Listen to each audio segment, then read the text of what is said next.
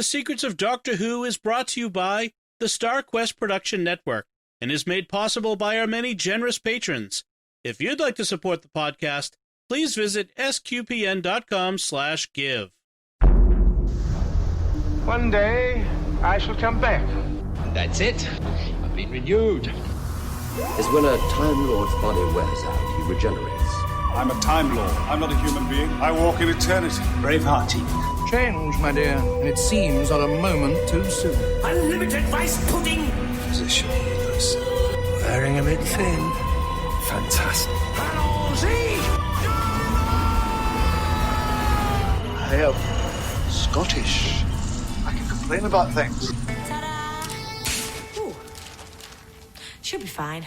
Hi, I'm Dom Bettinelli, and you're listening to The Secrets of Doctor Who, where we discuss everything about the hit BBC series, Doctor Who. And today we're discussing the Eighth Doctor story, The Sword of Orion. Joining me today on the panel are Father Cory Stika. Hi, Father Cory. How's it going? Very well, thanks. And Jimmy Aiken. Hi, Jimmy. Howdy, Dom. Folks, remember to like The Secrets of Doctor Who on Facebook, where we're at facebook.com/Secrets of Doctor Who. Be sure to retweet us, our episodes on Twitter, where we're at SQPN, and leave us comments in both places. We love to hear from you and love to have conversations with you, and we share some of your feedback on the show when we get that. I mentioned that the story we're talking about today is the Eighth Doctor story, Sword of Orion. This is not a TV story, as you're probably aware if you're a Doctor Who fan. This is a Big Finish audio production, which we are now doing for Eighth Doctor stories in this rotation we're doing. And you can find those at bigfinish.com, where they often have sales, and by the time you're listening to this, the most recent sales is long over, but they periodically have sales on these, and these are like available for $1.50 each, the Eighth Doctor stories. But you can also find many of these on Spotify for free. So if you want to enjoy the story as before or after we record this or after we release this, enjoy the story and then hear our discussion of it, you can listen to it especially this one I know is available for free, and many others on Spotify. And you don't have to have a paid Spotify account. You can just listen to them there. So definitely check that out on Spotify.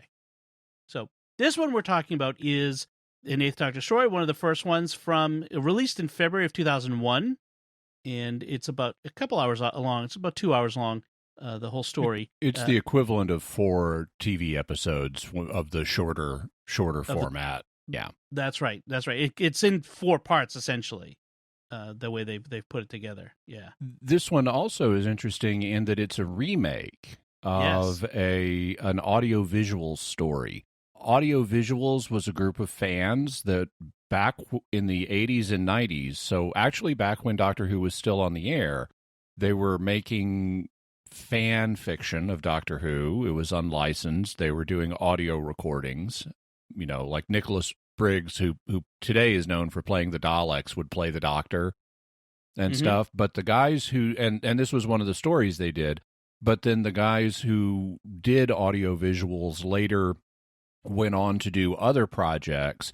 Some of them ended up doing so-called BBV videos, which were also frequently unlicensed and sometimes licensed Doctor Who products.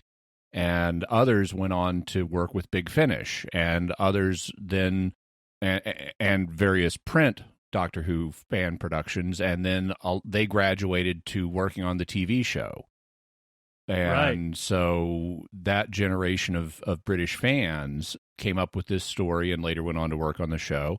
And once Big Finish got the license to do Doctor Who audio plays, they decided to revamp that story and fit it into their timeline here.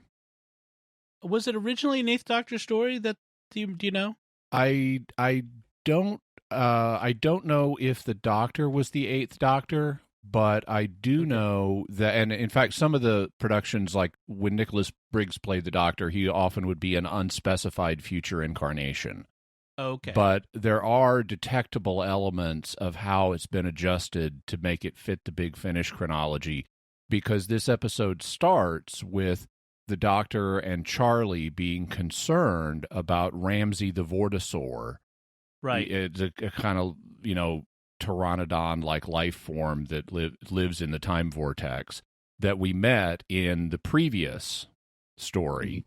and he's been out of the vortex for long enough. He's suffering some ill effects from not being in his native environment. He's sort of a fish out of time water. Right. And so they're concerned about him, and that's something that would not have been part of the original audiovisual story. Right, of course. Yeah, and it's interesting that what a time back in the 80s when fans could become involved in the actual product, like, because Star Trek did this. They were Star Trek fans who made scripts or spec scripts who ended up writing for Next Gen and DS9 and that sort of thing. And the same thing here, like, and the original series. That's how we got the Tholian Web. Right. It's incomprehensible to think of anything like that happening today, because they're so legally strict today about who can submit. I mean, if you even think about submitting just independently a script, they immediately write you off as a possible author. I mean, it's like the one way you don't get picked in many cases because of the legal issues behind. You know, you hear of people who they say, don't even pitch me an idea. We can't use it the second you do it because it's yours, and then we have to do all the legal entanglements because they've been sued for things like that. Yeah. So, but it's amazing. I think it's also a large product of the fact TV seasons are so short now. If you've only got to fill 6 to 13 episodes, that's a lot easier to do than if you've got to fill 26. And so many are these comprehensive arcs where everything has to fit within the larger puzzle. They don't have independent episodes like they used to because of the length of the seasons and all that sort of thing. So yeah, it's sad. But we have YouTube now, where people can create their own and put them on there and that sort of thing, and podcasts. So you mentioned that it picks up from Storm Warning. So Charley is the companion with the Doctor, also a fish out of time water in a sense, where she's from the early was it the 1930? 1930. Okay. Yep. Now they're in 2503. The Doctor is taken Charley and Ramsey in tow to the year 2503. They're at something called the Gara. They're at a space bazaar. Yeah, the Garazone Space Bazaar. Before we get to that, there is a precursor scene, a sort of teaser scene, where this salvage ship finds a derelict battleship. They call it a Star Destroyer, but that has implications beyond Doctor Who, so I don't want to confuse anyone. But a derelict space warship that they go on, these two salvagers who are, it sounds like they're not supposed to be there, who go on board, and something horrible happens to them, and that's that. So it's sort of... And one of them is played by Mark Gatiss. Yes, the Mark Gatiss, who... directed for later Doctor Who, was acted in later Doctor Who, was a partner of Stephen Moffat, and was also on Sherlock Holmes, where one of his better roles. But with it, we pick up in this bazaar. Charley has this weird encounter. Yeah, they're looking for something to help Ramsey, but they end up being diverted because they discover that they meet a shopkeeper named Ike, who, and we have an interesting scene. So you're right, Charley has this interesting scene where one of the shopkeepers sort of propositions her, and she's from she's not even sure he's human or a he. Yeah. And the Doctor explains that there's been a lot of crossbreeding with other species. But they then find this shopkeeper named Ike, and and he's trying to close down his shop, but they bluff him into staying open by pretending without saying that they're from some kind of customs inspection service. Right. And they want to look at his wares, which are unusual artifacts that they determine are smuggled.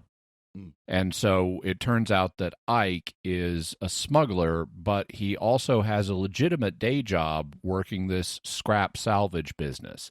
So apparently the scrap salvage people have permission to go out there and reclaim scrap from spaceships, but they also sometimes find things that they sell on the side as smugglers.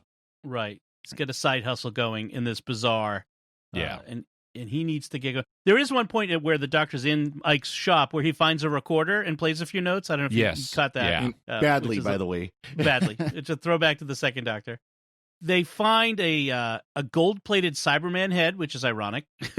Yeah. And this is the first appearance very ironic. Yes. The first appearance of Cybermen in Big Finish, they mention here, and also the first encounter. This is going to be the first encounter of the Eighth Doctor and the Cybermen, so which is not hard to do since this is only his third story, technically. And the shopkeeper mentions the disappearance of that ship from earlier, I just mentioned earlier.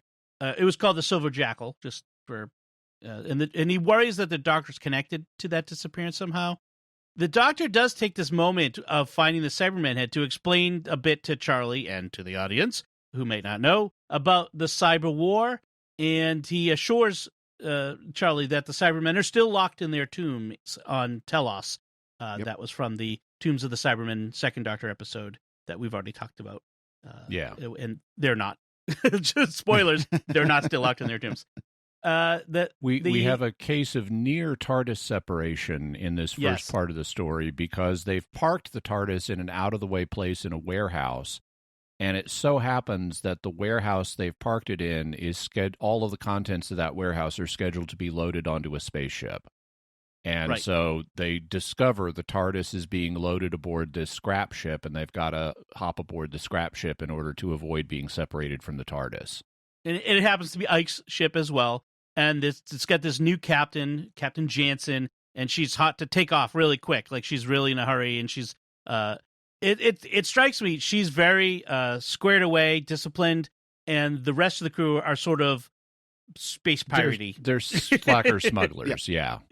And the new captain is so adamant to take off that the other crew members perceive it as irrational to try to take off this quickly. And that suggests the captain has an ulterior motive, of course, which we'll learn about in the fullness of time. Right, so to speak. So yes, the Doctor and Charley do manage to stow away on board the ship as it takes off, so they're not separate from the TARDIS here. The ship, this salvage ship called the Vanguard, so I remember that, comes across that same dead Star Destroyer in space. We do see clearly that Captain Jansen's very impatient, prone to giving dangerous orders. The Doctor tries to take the TARDIS, tries to leave, and is unable to because of something having to do with the Vanguard's warp field or something like that. What happened was to try to stop the ship in time from crashing into this Star Destroyer. The captain has them reverse the hyperdrive, basically the warp drive. Right. And at that same moment, the Doctor tries to take off, and the way they explain it is it causes basically like a temporal feedback or something like that into the TARDIS and causes the TARDIS to crash, if you will, not literally, but rematerialize on the Star Destroyer itself. Right. And they're also now going to be denied access to the TARDIS for a while because it's filled with chronoton particles or something, which will be great for Ramsey, but not so great for the Doctor and Charley, so they need to evacuate for a while. Right. It's like when you bug bomb your house. Yep. Exactly. They fumigated the TARDIS. And so this is the TARDIS separation. They can't be in the TARDIS here. Now the Captain Jansen is very intent, like, on this, claiming this Star Destroyer for salvage. And the crew of the salvage ship is kind of dubious about this. For some reason, they think that we're not supposed to salvage. This is sort of off limits for us. Well, part of it, I think, they, both in that first ship that we heard at the prologue and here, they say it's too big. I think what there is there's a sense of if you're going to salvage something, you salvage it until it's basically just a floating hulk. So there's nothing left to salvage. And they can't, they realize their ship isn't big enough to hold all this, it doesn't have big enough stores for everything. But I think there's also, of course, there's also the foreshadowing of there's something ominous about this ship, too. Yes, it's very, clearly. The salvage crew is sent over by the captain in spacesuits. They can't dock with it. They've damaged the ship. And they go over. They find the TARDIS. The Doctor and Charley are not there, but they do find the TARDIS. And then they hear a Cyberman's voice say, "Destroy!" And then one of them is attacked. And the Doctor and Charlie, when they find this injured guy alone, he's like, I'm glad it's not a TV show, because the way they describe it, it would not be pleasant to see. No. They're caught literally red-handed standing over him. They were trying to help him. The other crewmen think that they attacked him and that they're guilty of killing him. Literally red-handed because his blood is on their hands because they were trying to help him. Right. And so they're taken back to the other notice ship. Standard Doctor Who trope. Doctor gets found over a dead body and accused of causing the death.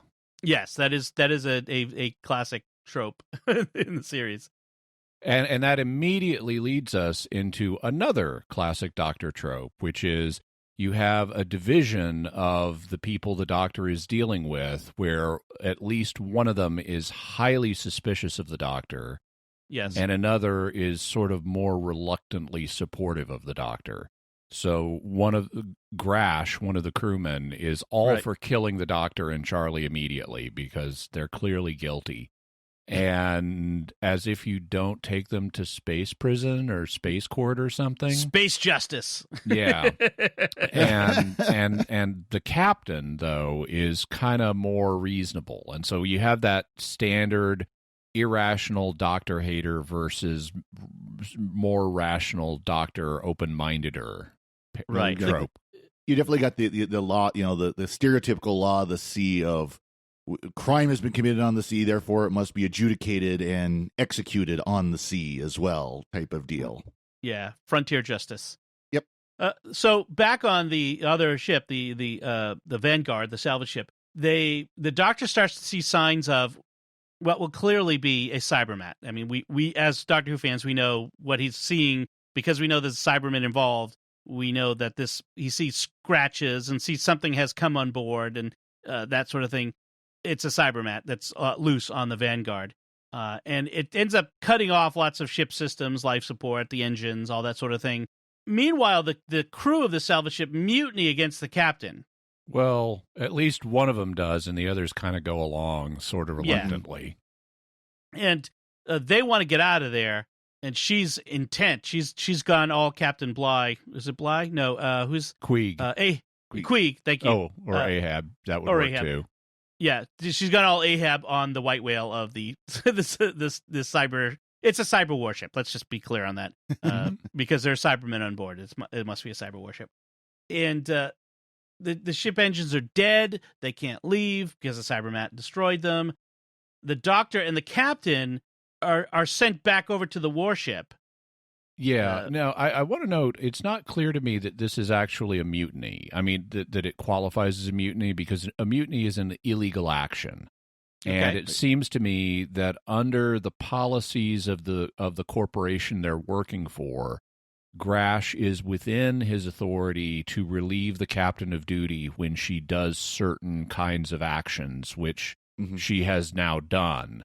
And so it at least in this situation, and I forget if support from other key crew members must concur in that decision or not. I forget if they established that, but it seemed to me that Grash, even though he's very brash and aggressive, that he has cover of law and policy for what he's doing here. Okay. So, yeah, not clearly a mutiny, but Grash he's certainly hostile toward the Doctor and Charlie. At one point, he sends Charlie in the captain. He sends Charlie into what he thinks is a certain death at the hands of the Cybermat to track it down in the engine room. I mean, he's clearly... and disappointed when she doesn't die. Yeah, right. He's hoping that she can be killed by this thing, and then he doesn't have to... She can be executed, and he doesn't have to explain to anyone what happened. There's also a little talk of the Orion War. We don't get a lot of explanation at this point. We get explanation later, but there is a talk of Orion War and androids here on, and they think that the Doctor and Charlie might be androids. Except the captain says there are no androids in this part of space.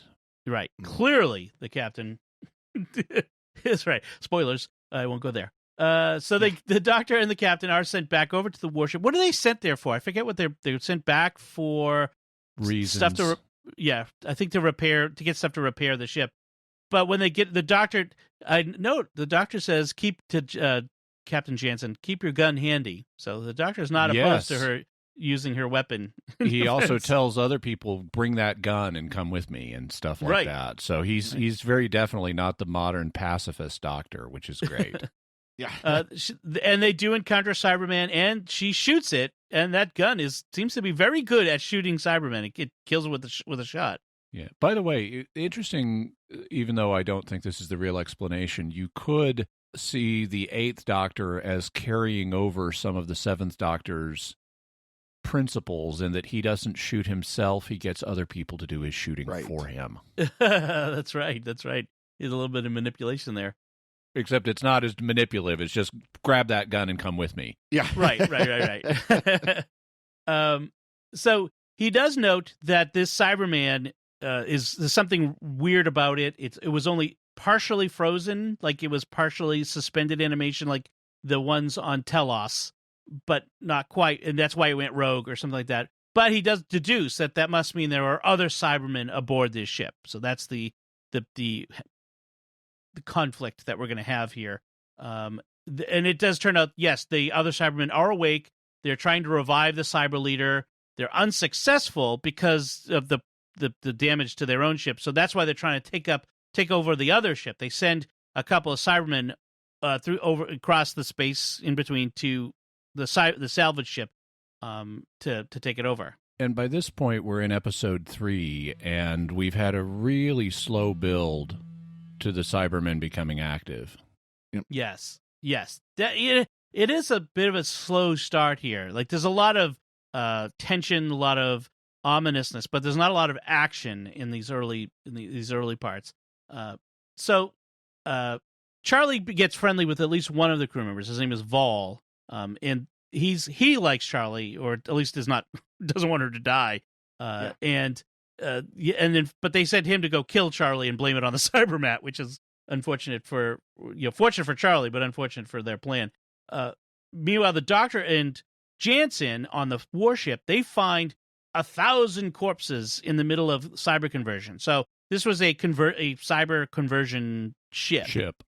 Yeah. And this is a really, in the theater of the imagination, this is a really dramatic scene. I have in my notes that things really start to get tense in part 3, both in the Charlie plot line and the Doctor plot line. And one of the elements of that is when they find this massive space in the cyber ship that's set aside for conversion, and all of the biological components of the people that were being converted have rotted. Yep. Because the conversion process was suspended in mid-action, and so you have these factory new cyber components that were being stitched into and around these people with rotted human remains, and we're told there are like hundreds of these. So it's some massive space. It must be horrific to see and smell. Yeah. Well, they do remark several times about the smell. Yeah. They every time somebody pulls off a mask, their helmet immediately, and some of them start gagging at one point, and so you can imagine how horrific it really would be. And one thing that they mention is the reason the ship is derelict here is because they see signs that it had been hit by an ion storm, that classic space science fiction obstacle, the ion storm. They're everywhere. I mean, space is just thick with them. I mean, we can't see them, but they're thick with them. Apparently. And the other thing to note here is that Jansen is remarkably well informed about Cybermen. Like, it's clear she knows a lot about Cybermen for a salvage captain, a salvage ship captain. At one point, the Doctor says, "Are you sure you didn't major in cyber studies?" Right. I read a book, I think is what she says. So the Cybermen have now boarded the other ship, the Vanguard, and start attacking. And Grash, we think he's dead. We hear him scream, but then he shows up. Hey, he must be okay. Turns out he's under cyber control, and that's when the Doctor and the Captain come back and destroy the two Cybermen. And she's being very secretive. She keeps consulting this computer core that's off limits to everyone else, and the Doctor's now wondering, why did those Cybermen on the warship give up chasing us so easily? We got away very easily from them. So what's going on here? So there's more going on than meets the eye with this whole situation. Notice the number of plot elements we're bringing over from Sigourney Weaver Alien again, including the secretive computer core that nobody else gets to access that has all the info you really need. Yeah. It's very alien-esque. Oh, the other thing I wanted to mention is that I kept bringing to mind those last few episodes of the most recent season of Doctor Who, the 11th season, 12th season of the 13th Doctor's most recent season from when we're talking. The whole Cybermen, the derelict, quote unquote, cyber warship full of Cybermen, that whole thing. It's very. I kept bringing that to mind as they're describing it, and wondering whether there's a connection there or not. Someone in the story even used the phrase "lone Cyberman" once. Right. Yes, the lone rogue Cyberman who is acting irrationally compared to other Cybermen. So that's interesting. So the rest of the crew of the Vanguard starts to comment on the oddity of the captain's behavior. She's very cool and collected, very shipshape and knowledgeable, happens to carry a weapon designed to kill Cybermen, apparently. So, and she's a late replacement for their previous captain. She seems to be well placed, oddly, for this very situation. It's just like the corporation we work for is maneuvering us into this situation. Yes, possibly. Meanwhile, we hear about how the captain is in the computer command module looking up information about the Doctor and finds out that he's a time traveler with special knowledge of the Cybermen, and that then figures into her next actions. So the Cybermen now that the first two, I think they've destroyed those by this point, they've sent a whole mass of them over to attack and take over the Vanguard, the salvage ship, and they're trying to come through the airlock en masse. And the Doctor comes up with the idea is if we eject the outer airlock door so that they can't close it and repressurize the airlock, we'll prevent them from coming in, because what they want, their goal is to take us alive and convert us. So if they can't come through that door without killing all of us, they're not going to come through the door. So that's what they do. They eject the outer door, so now they can't get out, which Charlie points out, well, that's going to prevent us from getting to the TARDIS too, won't it? So I like how the Doctor is like, yeah, but if we don't do this, we're dead now. We've got to take this one step at a time, Charlie. Yeah. Yes. Sorry, Charlie. Sorry. To go there at least once in one of these Eighth Doctor Charlie stories. This is when they realize that Rash is under cyber control, and it's very. I like this little development. So the cyber leader tells him, okay, decides, all right, they've disabled the airlock. We need to create a new airlock. So they send Grash and others who are of the crew who are also being taken under cyber control to create an ersatz or a makeshift airlock out of the bulkhead doors that surround the airlock reception area. So they're making a new airlock, quote unquote. I thought that was a little bit of clever writing. Then the Doctor, rooting around in the command files that he's not supposed to have access to, finds more information on that ship, the Silver Jackal, and something about the androids. And this is where we start to learn about this Orion War. And this is a key aspect of it. There was this war between... So humans had created these lifelike human-looking androids that they had turned into a slave race. We hear this over and over again. So in other words, we got the Cylon War between the humans and the androids, basically. Yes, we have just Cylons. In the Orion sector. Right.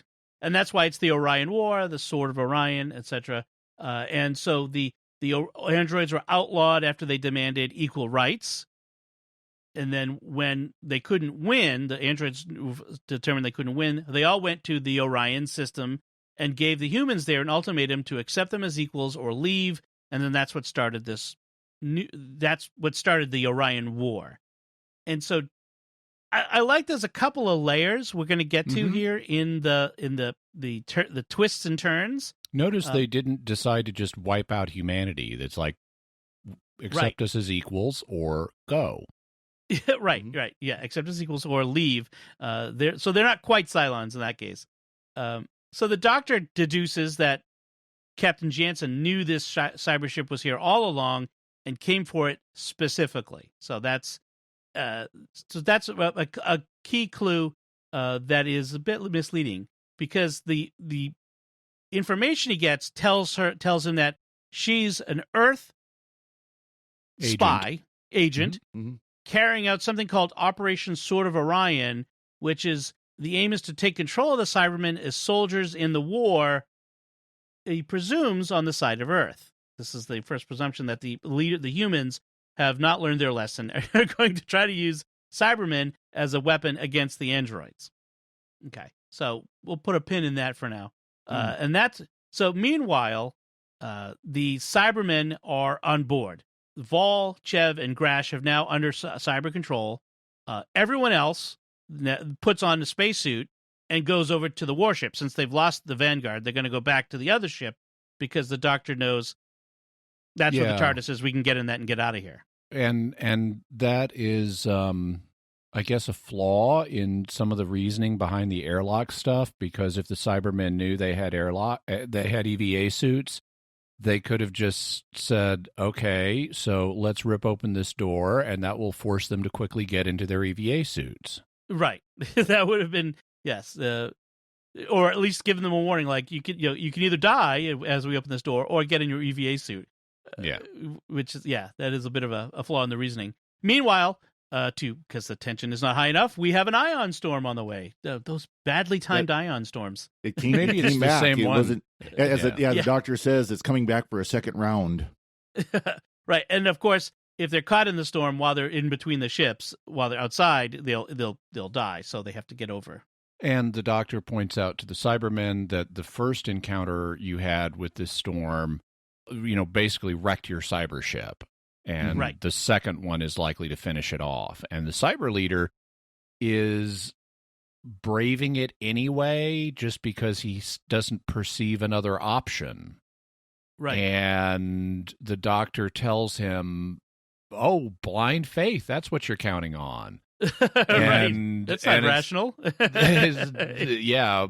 But the Doctor has been in that situation many times himself of, well, there's no other option, so we're going to take the slim chance and hope it works.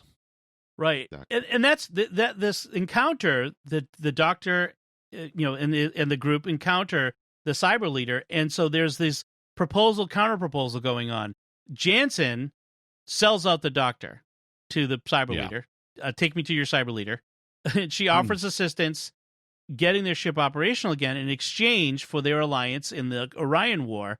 But the cyber leader refuses. He refuses her offer. And so the Doctor counter-proposes, I'll use the TARDIS to reactivate your ship's engines or your ship's defense screen against the ion storm. In exchange, you have to let all these humans go. So he'll stay behind and protect them. I don't want to skip over that there's a bit of another body horror scene here where Vol, Chev, and Grash, who were under cyber control, are now in the conversion chamber and are released from cyber control. Therefore, they're themselves again, just as they're about to undergo cyber conversion. And you hear the horrific screams, "Ah!" And Grash, who freaks out, is determined to be emotionally unstable and therefore must be disposed of. And so they just kill him outright. Yeah. So that was a bit. That was a from a Cyberman horror scene, that was effective. I got to say that. Mm-hmm. So Jansen, seeing that the Cybermen are this was a little confusing. I think this went by pretty quick, but Jansen turns and basically double reverses and uses her weapon to get them free from the Cybermen. Because I think she's trying to, free the Doctor and the others as well. And Ike is killed at this point, so pretty much everyone but Jansen is dead. And Jansen gets injured, and they find out that she is an android. She's a double agent. Dum. Right. So the thought she was on their side. The Wayland Corporation has stowed away an android that then turns on the crew. Okay. Right. This is really aliens. So in her real mission was to learn about the cyber conversion process, because it turns out that Earth's leaders weren't really trying to make an alliance with the Cybermen. They just wanted to get the technology so they could give cybernetic enhancements to their own soldiers to win the war, because that worked so well the first time they made Cybermen. Yeah. Right? this is a bad idea. Don't keep recreating the Borg. So she wants the information for her own side so they can create Cybermen for their uses. So everyone wants to make Cybermen.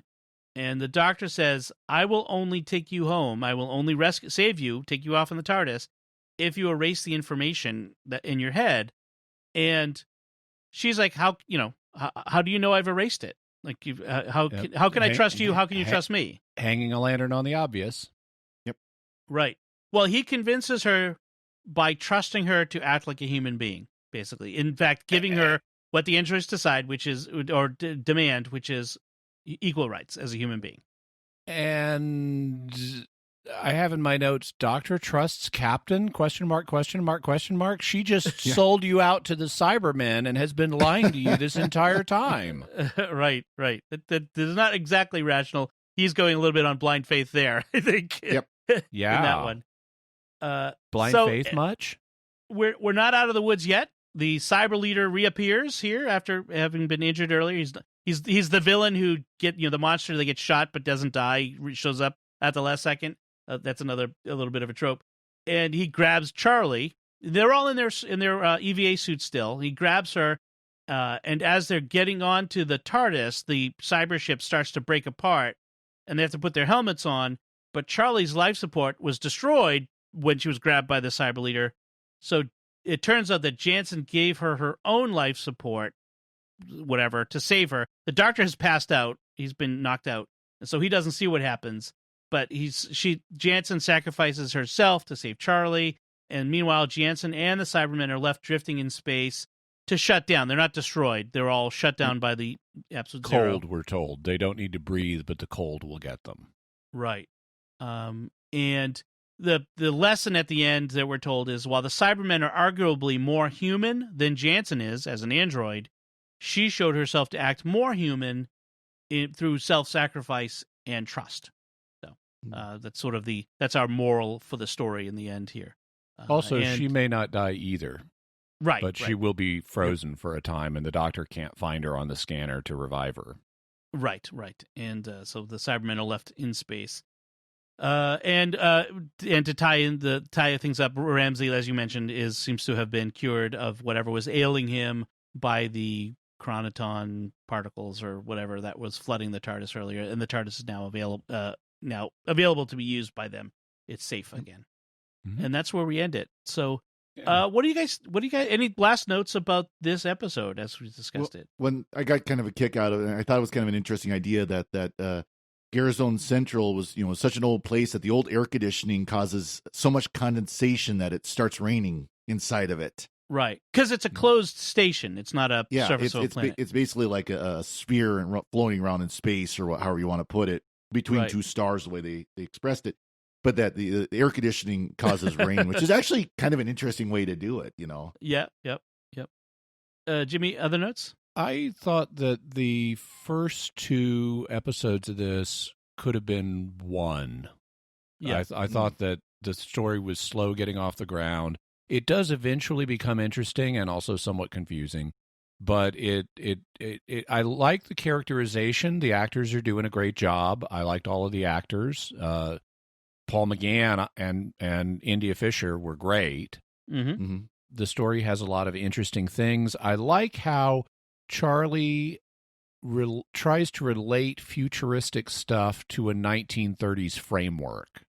Right. Because she's encountering, all this stuff centuries ahead of her time, but she's analogizing it in terms of things she understands from her time. And the Doctor helps with that too. Yep. He'll explain things to her in terms of 1930 technology.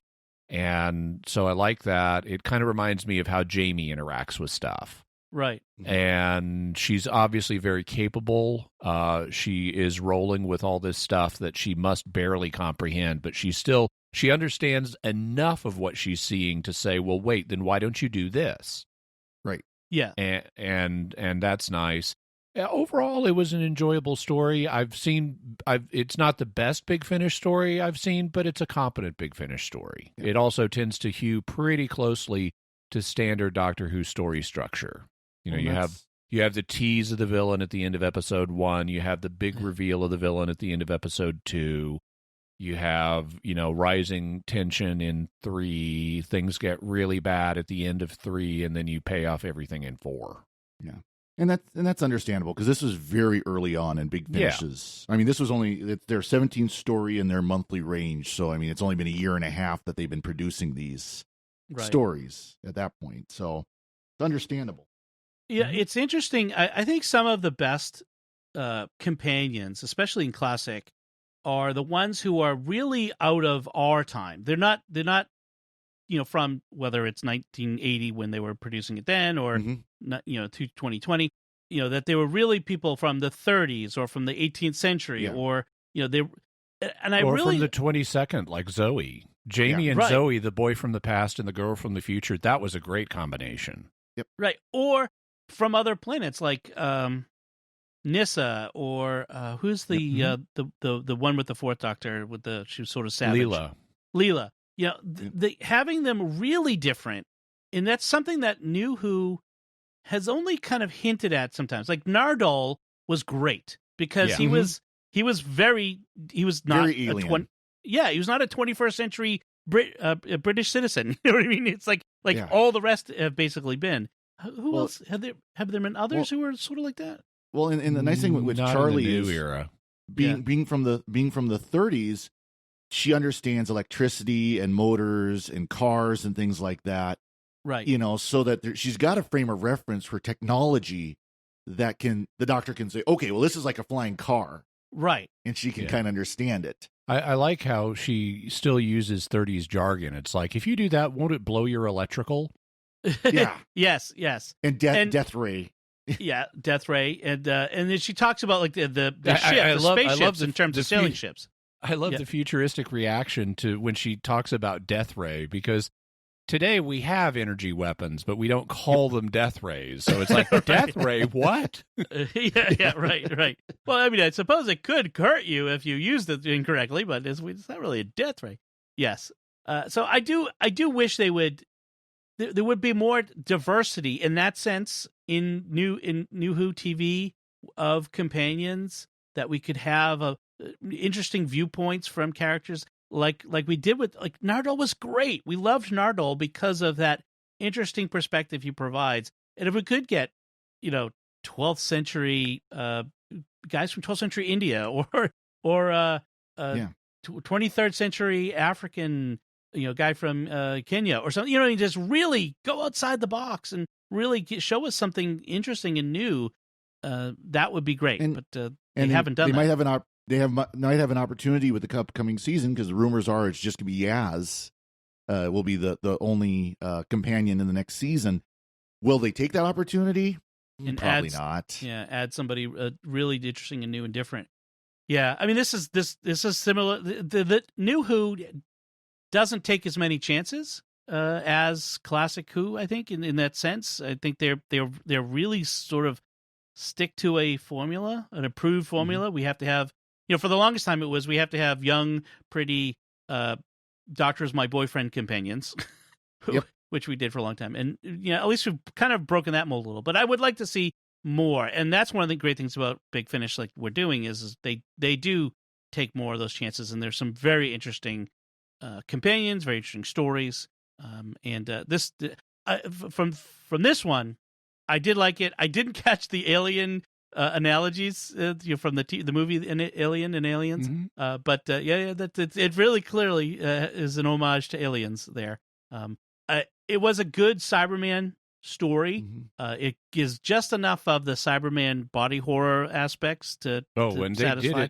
They did that well, and I think they were liberated to do it because they weren't a visual broadcast medium. That's right. That's right. Yeah, if they'd had to show it, it would have changed what they could show. So, or even talking on camera about the smell of the decaying human bodies that we don't see off camera. They wouldn't do that on a family show. No, that's true. That's true. But by the way, I want to mention just real quick. I had mentioned the Cylon War. This came out before the new Battlestar Galactica. So last we had seen the Cylons at this point. They were still the Chrome Toasters. Yes, from 1978 and Galactica 1980, which is not canon, and we're not going to go there. I've seen one episode. Hey, all of this has happened before, and all of this will happen again. Apparently. Should put a note on it that the Orion War does show up again in a Big Finish spin-off series called Cybermen, which apparently revisits this whole scenario at a later point. So, interesting. All right, anything left to say on this one? All right, then let's take a moment to thank our patrons who make it possible for us to create The Secrets of Doctor Who, including Isaac F., Daniel H., Joe E., David P., and Christian D. Their generous donations at sqpn.com/give make it possible for us to continue The Secrets of Doctor Who and all the shows at StarQuest. You can join them by visiting sqpn.com/give. And we'd also like to thank Victor Lambs, who edits the show for us every week. So that's it from us. What did you think of Sword of Orion? You can let us know by commenting on the show at sqpn.com or the Secrets of Doctor Who Facebook page, or sending an email to drwho@sqpn.com. We'll be back next time when we'll be discussing the 11th Doctor story, The Curse of the Black Pearl. Curse of the Black Spot. Until then, Father Cory Sticha, thank you for joining me and sharing The Secrets of Doctor Who. Thank you, Dom. And Jimmy Aiken, thank you as well. Thanks, Tom. And once again, I'm Dom Bettinelli. Thank you for listening to The Secrets of Doctor Who on StarQuest. And remember, resistance is useless. Right. This is going to be fun.